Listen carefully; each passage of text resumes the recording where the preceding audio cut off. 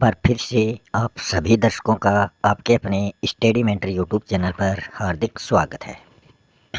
आज के वीडियो में हम आपके सामने लेके आए हैं NCERT class 12th political science. आज के वीडियो में हम चैप्टर नंबर 5 जिसका टाइटल है समकालीन विश्व में सुरक्षा और चैप्टर नंबर 6 जिसका टाइटल है पर्यावरण और प्राकृतिक संसाधन। इन दोनों चैप्टरों के जो भी इम्पोर्टेंट क्वेश्चन हैं वो आज के वीडियो में हम लेके आए हैं। इन क्वेश्चनों को तैयार किया है शेखावाटी मिशन 100 नाम से जो सेवारत अध्यापक गण हैं। उन्होंने बहुत ही मेहनत और लगन से इनको तैयार किया है। इन क्वेश्चनों को पढ़कर विद्यार्थी जो है वो अच्छे अंक प्राप्त कर सकता है। सारे ही क्वेश्चन जो हैं वो एग्ज़ाम की दृष्टि से इम्पोर्टेंट हैं और इससे पहले हमने इसके 4 चैप्टर कंप्लीट कर दिए हैं। अगर आपने वो वीडियो नहीं देखे हैं तो आप प्लेलिस्ट में जाकर वो वीडियो देख सकते हैं। और अगर आपने अभी तक चैनल को सब्सक्राइब नहीं किया है तो चैनल को सब्सक्राइब ज़रूर कर लें। तो चलते हैं फर्स्ट क्वेश्चन की ओर। फर्स्ट क्वेश्चन है रासायनिक हथियार संधि जो है वो कब हुई थी? तो वो 1992 ईस्वी को हुई थी। ओसामा बिन लादेन के नेतृत्व में अल कायदा नामक जो समूह है उनके आतंकवादियों ने 11 सितंबर 2001 को कौन से देश पर आतंकवादी हमला किया था? तो आपको पता है ये वाशिंगटन डीसी अमेरिका में ये हमला किया गया था। नेक्स्ट है वैश्विक ताप वृद्धि से अगर समुद्र तल का जल स्तर 2 मीटर हाई हो जाए, ऊपर उठता है, तो कौन सा देश सागर में इसमें समा जाएगा? सिर्फ 2 मीटर ऊपर उठने से ही मालदीव जो है वो सागर में समा जाएगा। नेक्स्ट है विश्व में सर्वाधिक जनसंख्या जो है वो कौन से देश में हमें देखने को मिलती है? तो वो चीन सर्वाधिक जनसंख्या वाला देश है और दूसरा नंबर भारत का है। चीन ने भारत पर कब आक्रमण किया था या हमला किया था? तो सन 1962 में। मुख्यतः सुरक्षा की अवधारणा को कितने भागों में बांटा जाता है? तो इनको 2 भागों में बांटा जाता है। 1990 के दशक में ब्रिटेन में निम्नलिखित में से किस महामारी के कारण अरबों डॉलर का नुकसान ब्रिटेन को उठाना पड़ा था? तो मैकाऊ नामक एक महामारी थी जिसके कारण इनको बहुत ही हानि हुई थी। आतंकवादियों ने अमेरिका के वर्ल्ड ट्रेड सेंटर पर आतंकवादी हमला कब किया था? जो हमने ऊपर क्वेश्चन देखा था ये वही क्वेश्चन है 11 सितंबर 2001 को। नेक्स्ट क्वेश्चन है विश्व में सर्वाधिक संघर्ष कहाँ होते हैं? तो ये होते हैं अफ्रीका के सहारा मरुस्थल के दक्षिणवर्ती देशों में। नेक्स्ट है तुत्सी और हुतू जनजाति का संबंध जो है वो किस देश से है? तो वो है रवांडा से। निम्नलिखित में से परंपरागत सुरक्षा नीति का तत्व कौन सा है? तो शक्ति संतुलन, गठबंधन बनाना, अपरोध, ये सभी क्या है? ये परंपरागत सुरक्षा नीति के तत्व हैं। नेक्स्ट है निम्नलिखित में से कौन सी बीमारी अफ्रीका महाद्वीप को गरीब बनाने में एक महत्वपूर्ण घटक रही है? तो वो है HIV एड्स जो बीमारी है वो महत्वपूर्ण घटक मानी गई है। नेक्स्ट है सुरक्षा नीति का संबंध युद्ध की आशंका को रोकने में होता है जिसे क्या कहा जाता है? इसको अपरोध कहा जाता है। 1950 के दशक में मतलब द्वितीय विश्व युद्ध के बाद की यह घटना है। पड़ोसी देशों ने युद्ध और आंतरिक संघर्ष निम्नलिखित में से किन देशों के सामने सुरक्षा की सबसे बड़ी चुनौती बनी थी? तो वो थे नव स्वतंत्र जो देश थे उनके सामने। इसमें तीसरी दुनिया के देश आते हैं। नेक्स्ट क्वेश्चन है भारत ने सन 1974 ईस्वी में अपना पहला परमाणु परीक्षण किया था। टीबी, मलेरिया, डेंगू, बुखार और हैजा जैसी पुरानी महामारियों ने औषधि प्रतिरोधक रूप धारण कर लिया है। मानवाधिकारों को 3 कोटियों में रखा गया है। गठबंधन जो है ये राष्ट्रीय हितों पर आधारित होते हैं और राष्ट्रीय हितों के बदलने पर गठबंधन जो है वो भी बदल जाते हैं। नेक्स्ट है सुरक्षा नीति का संबंध युद्ध की आशंका को रोकने में होता है जिसे अपरोध कहा जाता है। भारत ने अपने परमाणु परीक्षण पहला तो 1974 में किया था और फिर एक किया था 1998 में। भारत ने क्योटो प्रोटोकॉल पर 2002 में हस्ताक्षर किए थे। परंपरागत सुरक्षा नीति का एक तत्व शक्ति संतुलन माना गया है। नेक्स्ट क्वेश्चन है, सुरक्षा की धारणा को मानवता की सुरक्षा अथवा अपरंपरागत विश्व सुरक्षा उसको कहा जाता है। नेक्स्ट क्वेश्चन है, सुरक्षा से आप क्या समझते हैं? सुरक्षा का बुनियादी अर्थ आपको बताना है। तो खतरे से आज़ादी ही क्या होती है? सुरक्षा है। या फिर हम इसको इस प्रकार भी कह सकते हैं कि किसी भी प्रकार के खतरे से बचना ही सुरक्षा कहलाता है, ताकि मनुष्य जो है वो अपना जीवन शांतिपूर्वक जी सके। सुरक्षा की पारंपरिक धारणा में किसी देश के लिए सबसे बड़ा खतरा जो है वो किसको माना जाता है? तो वो माना जाता है सैन्य खतरे को। सुरक्षा की पारंपरिक जो धारणा है उसमें सुरक्षा का अर्थ जो है वो किससे संबंधित है? तो राष्ट्रीय सुरक्षा के अंतर्गत वो आता है। नेक्स्ट है, शक्ति संतुलन किस आधार पर कायम किया जाता है? तो ये सैन्य शक्ति को बढ़ाकर और आर्थिक तथा प्रौद्योगिकी ताकत को बढ़ाकर इसको कायम किया जा सकता है। अमेरिका पर अलकायदा ने आतंकवादी हमला कब किया था? वो किया था 11 सितंबर 2001 को। नाटो सैन्य गठबंधन का गठन कब और किसने किया था? तो नाटो सैन्य गठबंधन का गठन अप्रैल 1949 ईस्वी को पूंजीवादी अमेरिका ने किया था। नेक्स्ट क्वेश्चन है, जैविक हथियार संधि BWC कब और कितने देशों के बीच हुई थी? तो ये 1972 ईस्वी में हुई थी और 155 देशों के बीच में जैविक हथियार संधि हुई थी। नेक्स्ट है, रासायनिक हथियार संधि जिसको CWC के नाम से जाना जाता है, कब हुई थी? ये 1992 ईस्वी में हुई थी और कितने देशों के बीच हुई थी? 181 देशों के बीच ये हुई थी। नेक्स्ट है, एंटी बैलिस्टिक मिसाइल संधि 1972 ईस्वी में हुई थी और कौन से देशों के मध्य ये हुई थी? अमेरिका और सोवियत संघ के मध्य।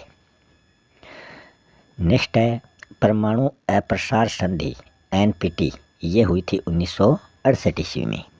संयुक्त राष्ट्र संघ द्वारा मानवाधिकारों की घोषणा की गई थी 10 दिसंबर 1948 को और इसी दिन प्रतिवर्ष 10 दिसंबर को मानवाधिकार दिवस मनाया जाता है। नेक्स्ट है, संयुक्त राष्ट्र संघ ने मानवाधिकारों की कितनी और कौन सी कोटियाँ निर्धारित की हैं?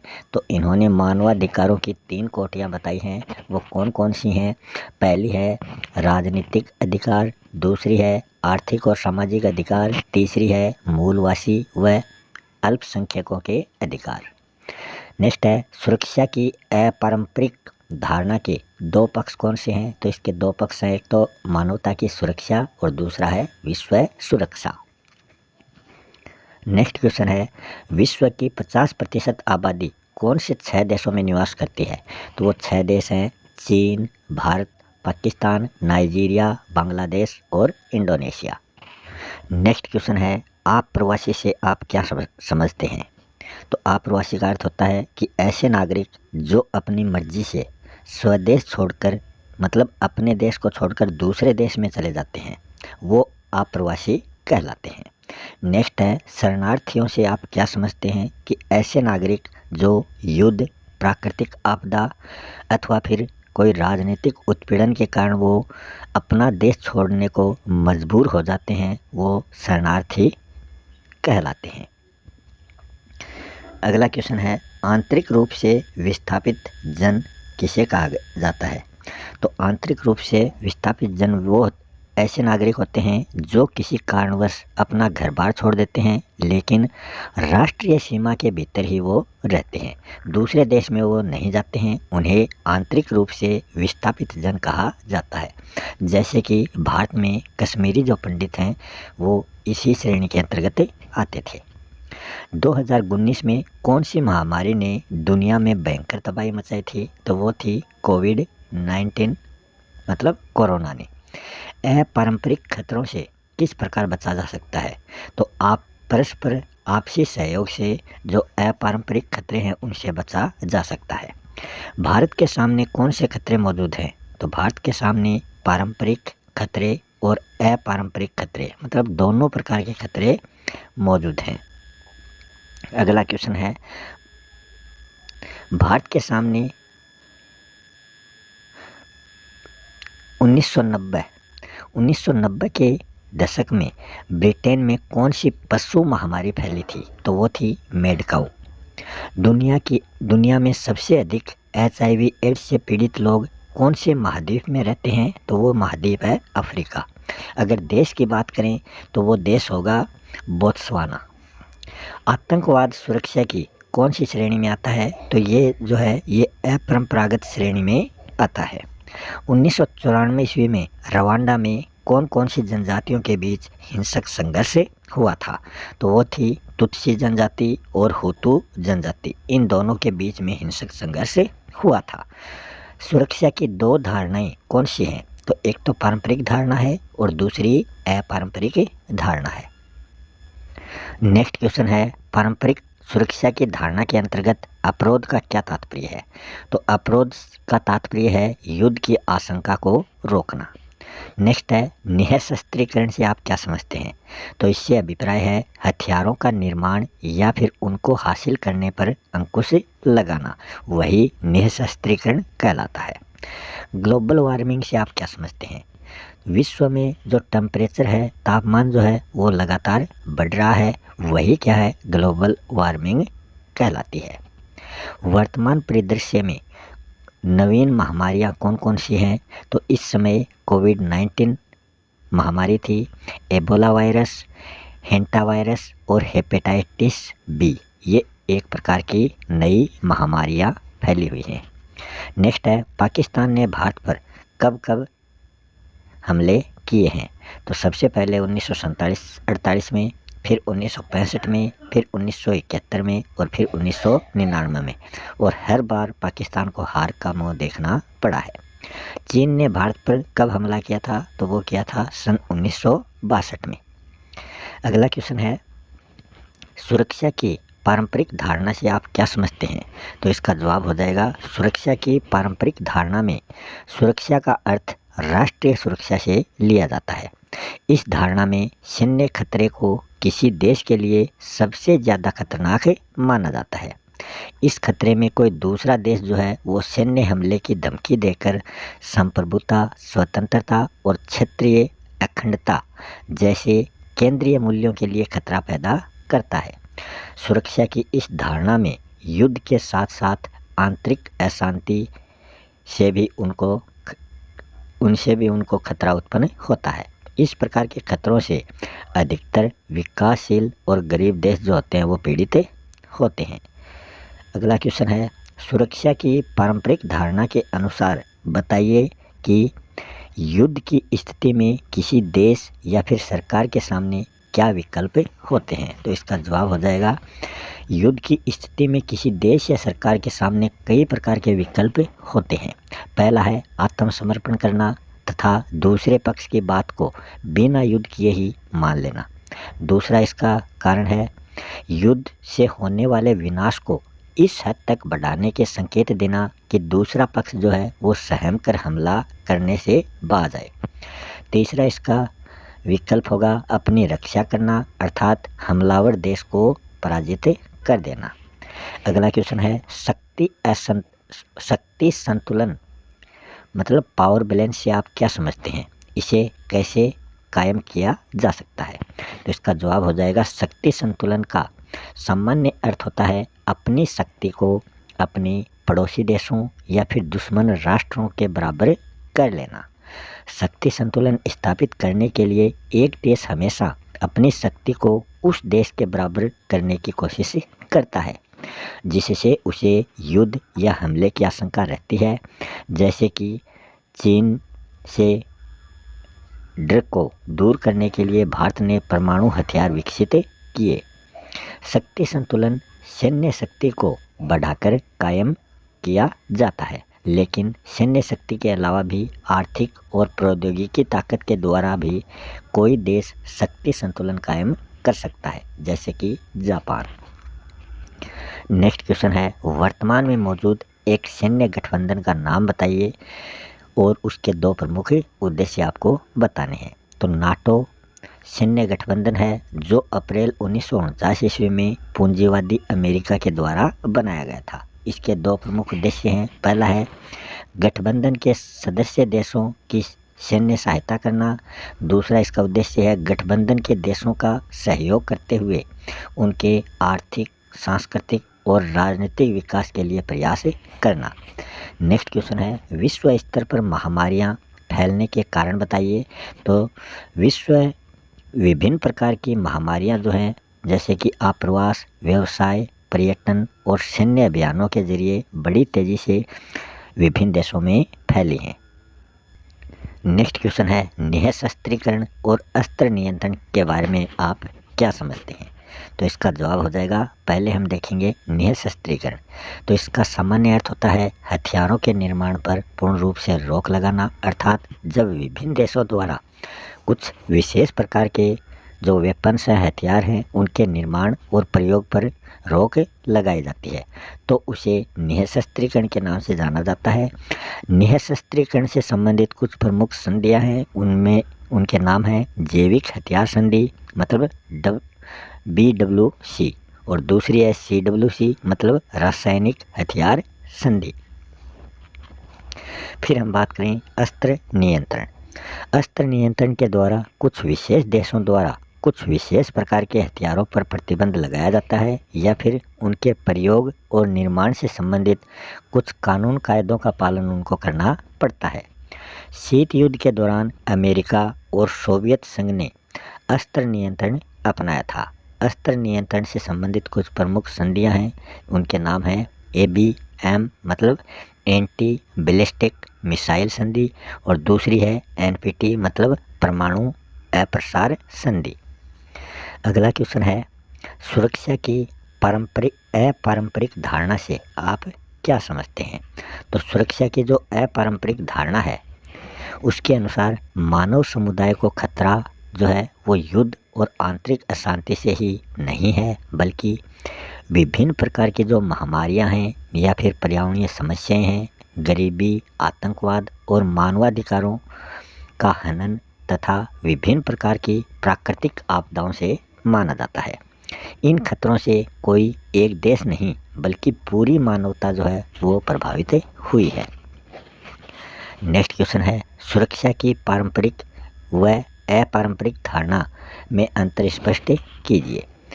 पारंपरिक सुरक्षा जो है वो सैन्य उपयोग के खतरे से संबंधित है, जबकि अपारंपरिक सुरक्षा जो है वो सैन्य खतरों से पृथक है। इसमें वे खतरे शामिल हैं जो मानव अस्तित्व को खतरे में डालते हैं। दूसरा बिंदु है इस सुरक्षा के लिए पारंपरिक खतरे की संप्रभुता, स्वतंत्रता और क्षेत्रीय अखंडता के मुख्य मूल्यों को खतरे में डालते हैं, जबकि गैर पारंपरिक सुरक्षा जो है वो राज्य की तुलना में मानव को खतरे में डालती है। अगला अंतर है पारंपरिक अवधारणा के तहत सैन्य बल पर जोर दिया जाता है, जबकि जो अपारंपरिक सुरक्षा में सैन्य बल का उपयोग अंतिम उपाय के रूप में किया जाता है। अगला बिंदु है भारत की सुरक्षा रणनीतियाँ बताइए। तो 4 प्रकार की रणनीतियाँ यहाँ बताई गई हैं। पहली है सैन्य क्षमता को मजबूत करना, दूसरी है देश की आंतरिक समस्याओं को हल करना, तीसरी है आर्थिक असमानता को दूर करना, चौथी है अंतर्राष्ट्रीय कानूनों व संस्थाओं को मजबूत करना। अगला क्वेश्चन है यहाँ हम सुमेलित करने वाला इसको देख रहे हैं। तो इसमें विश्वास बहाली की बात की जाए तो विश्वास बहाली क्या होता है। तो विश्वास बहाली जो होता है ये राष्ट्रों के बीच सुरक्षा मामलों पर सूचनाओं के आदान प्रदान की नियमित प्रक्रिया है। अस्त्र नियंत्रण ये कुछ खास हथियारों के इस्तेमाल से परहेज माना जाता है। गठबंधन क्या होता है कि सैन्य हमले की स्थिति से निपटने अथवा उसके अपरोध के लिए कुछ राष्ट्रों का आपस में मेल करना। फिर निःशस्त्रीकरण क्या होता है? हथियारों के निर्माण अथवा उनको हासिल करने पर अंकुश लगाना। तो ये एक दूसरे से मैचिंग यहाँ पर किए हुए हैं। नेक्स्ट क्वेश्चन है, सहयोग मूलक सुरक्षा से आप क्या समझते हैं? सहयोग मूलक सुरक्षा का सामान्य अर्थ है विश्व के सभी देशों द्वारा एक दूसरे देश का सहयोग करते हुए खतरों से सुरक्षा करना। अर्थात वर्तमान विश्व में अपारंपरिक प्रकार के खतरे मौजूद हैं जिनसे सुरक्षा तभी हो सकती है जब विश्व के सभी देश आपस में एक दूसरे का सहयोग करेंगे। सहयोग मूलक सुरक्षा में सुरक्षा के जो अंतिम उपाय के रूप में बल प्रयोग किया जा सकता है। नेक्स्ट क्वेश्चन है, शरणार्थी और आप्रवासी में अंतर आपको बताना है। पहले हम देखते हैं शरणार्थी। जो युद्ध, प्राकृतिक आपदा अथवा राजनीतिक उत्पीड़न के कारण स्वदेश छोड़ने पर मजबूर हो जाते हैं वो शरणार्थी कहलाते हैं। और ऐसे लोग जो अपनी मर्जी से स्वदेश छोड़ते हैं उन्हें आप्रवासी कहा जाता है। नेक्स्ट है, आतंकवाद से आप क्या समझते हैं? अंतर्राष्ट्रीय आतंकवाद का एक उदाहरण आपको देना है। आतंकवाद का आशय राजनीतिक खून खराबे से माना जाता है जो जानबूझकर या फिर बिना किसी उद्देश्य के निर्दोष नागरिकों को अपना निशाना बनाता है। इसके उदाहरण की हम बात करें तो 11 सितंबर 2001 को अमेरिका पर आतंकवादी हमला इसका एक उदाहरण है। अब हम चलते हैं 4th चैप्टर की ओर। यह आपका नेक्स्ट चैप्टर है, पर्यावरण और प्राकृतिक संसाधन। पहला क्वेश्चन है, क्लब ऑफ रोम समूह ने लिमिट्स टू ग्रोथ नामक पुस्तक कब प्रकाशित की थी? तो ये 1972 ईस्वी को प्रकाशित की थी।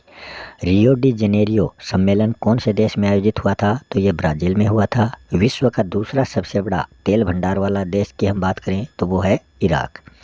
भारत में नेक्स्ट क्वेश्चन है, भारत में मूलवासी कुल जनसंख्या का कितना प्रतिशत है? तो वो है 8%। निम्नलिखित में से कौन सी गैस वैश्विक ताप वृद्धि के लिए उत्तरदायी नहीं है? इनमें से मीथेन, कार्बन डाइऑक्साइड, हाइड्रोफ्लोरोकार्बन, ये तीनों ही इसके लिए उत्तरदायी हैं जबकि ऑक्सीजन नहीं है। वैश्विक संपदा या मानवता की साझी विरासत में क्या शामिल नहीं है? तो इसमें वायुमंडल शामिल है, समुद्री सतह शामिल है, बाहरी अंतरिक्ष शामिल है, मगर इसमें सड़क मार्ग शामिल नहीं है। भारत ने पेरिस जलवायु समझौते का अनुमोदन किया था तो वो किया था 2016 में।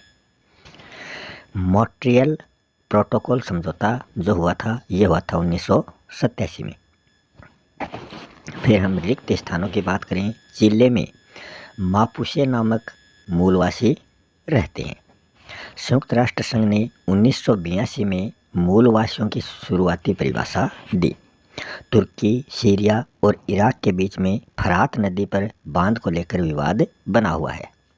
भारत में 2001 में ऊर्जा संरक्षण अधिनियम पारित किया गया था। आर्थिक वृद्धि का तरीका ऐसा होना चाहिए कि इससे पर्यावरण को नुकसान न पहुंचे।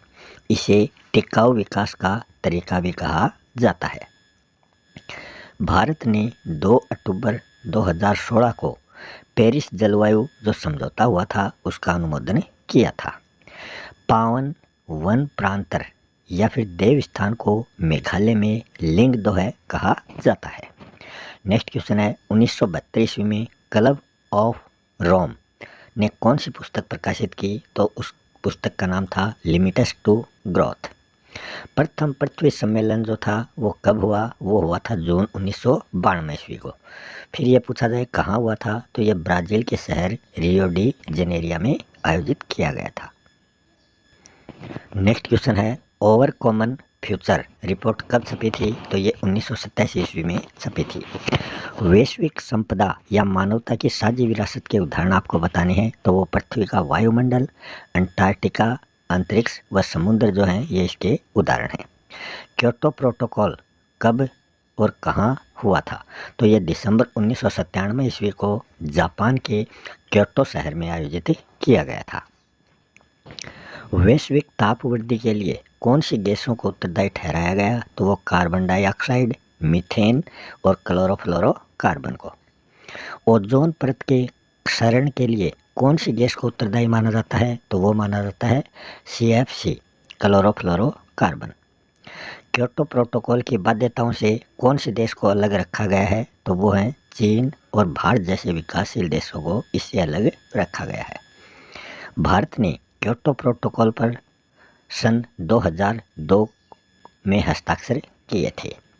फिलीपींस के लोगों ने कौन सी ऑस्ट्रेलियाई बहुराष्ट्रीय कंपनी का विरोध किया? तो उसका नाम है वेस्टर्न माइनिंग कॉरपोरेशन। नेक्स्ट है, विश्व का सबसे बड़ा तेल उत्पादक देश जो है वो सऊदी अरब है। विश्व राजनीति के विद्वानों के अनुसार आने वाले समय में जो युद्ध लड़ा जाएगा वो जल युद्ध कहलाएगा। नेक्स्ट है, भारत में मूलवासियों के लिए कौन से शब्द का प्रयोग इसमें किया जाता है? तो अनुसूचित जनजाति या फिर आदिवासी, इन शब्दों का प्रयोग किया जाता है। यह कुल जनसंख्या का 8% मानी जाती है। संयुक्त राष्ट्र संघ ने मूलवासियों की परिभाषा कब दी थी? तो वो 1982 में दी थी। पृथ्वी पर कौन से उद्योग को सबसे ताकतवर माना जाता है? तो वो है खनिज उद्योग। एजेंडा 21 की आलोचना किस आधार पर की जाती है? तो इसका जो झुकाव है वो पर्यावरण संरक्षण की बजाय आर्थिक वृद्धि की ओर ज़्यादा रहा है। रियो सम्मेलन में कितने देशों ने भाग लिया? 170 देशों ने इसमें भाग लिया है। भारत में नर्मदा बचाओ आंदोलन जो है वो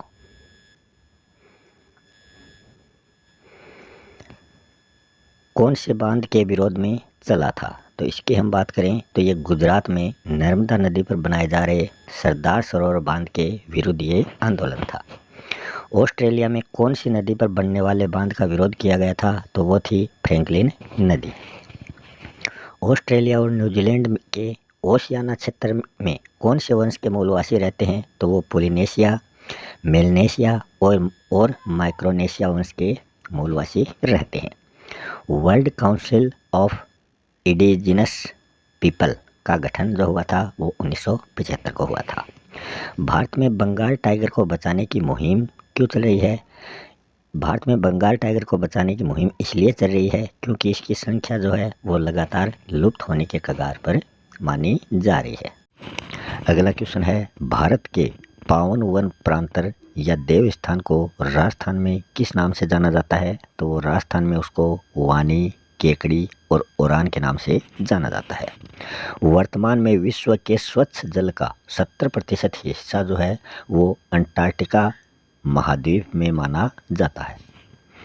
अंटार्कटिका महाद्वीप में जो है वो कौन सी मछली पाई जाती है? तो वो क्रिल जो मछली है वो वहाँ पर पाई जाती है। ओजोन परत में छेद होने से आप क्या समझते हैं? तो धरती के ऊपरी वायुमंडल में ओजोन गैस की मात्रा में लगातार कमी होती जा रही है। इसे ओजोन परत में छेद होना कहा जाता है। अगला क्वेश्चन है, संयुक्त राष्ट्र संघ ने मूलवासियों की क्या परिभाषा दी है?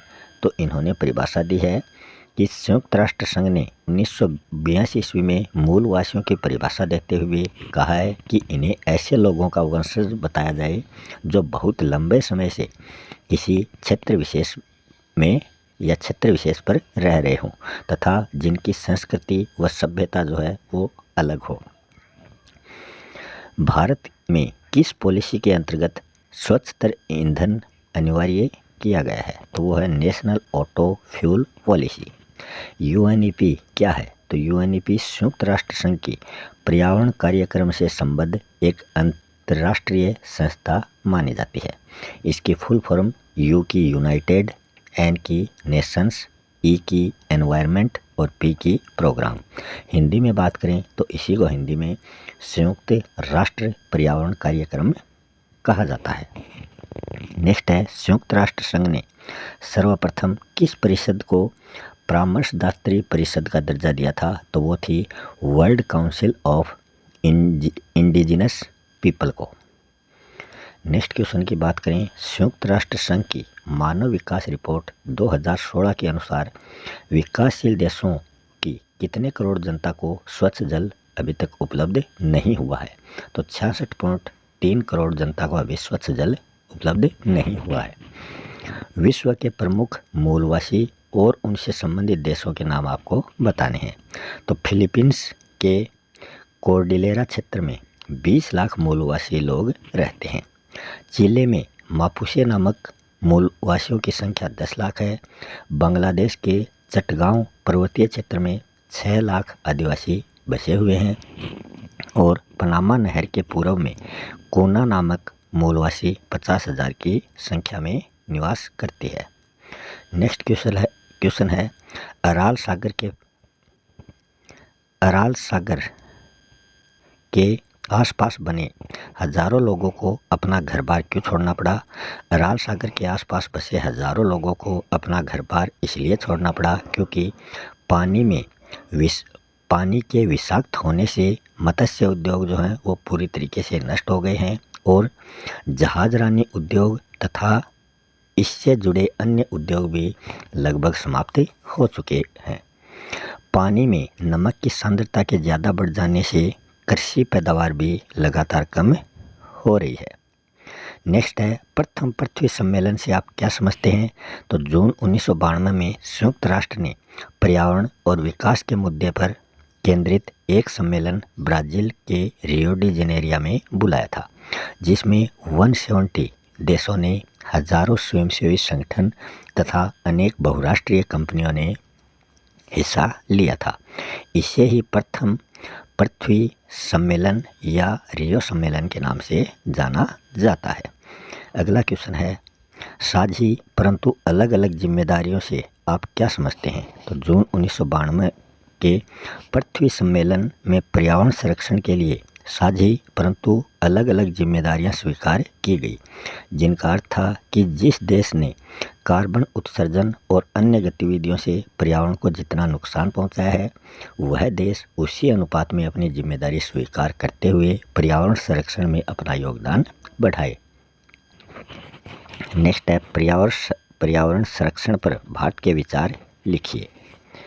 पर्यावरण संरक्षण पर भारत के विचार यह हैं कि पर्यावरण को ज़्यादा नुकसान विकसित देशों के औद्योगिकरण और ग्रीन हाउस गैसों ने पहुंचाया है, जबकि विकासशील देशों की कार्बन उत्सर्जन दर जो है वो बहुत ही कम है। अतः कार्बन उत्सर्जन दर में कमी करने की ज़्यादा जिम्मेदारी विकसित देशों की है, क्योंकि वो लंबे समय से कार्बन उत्सर्जन कर रहे हैं।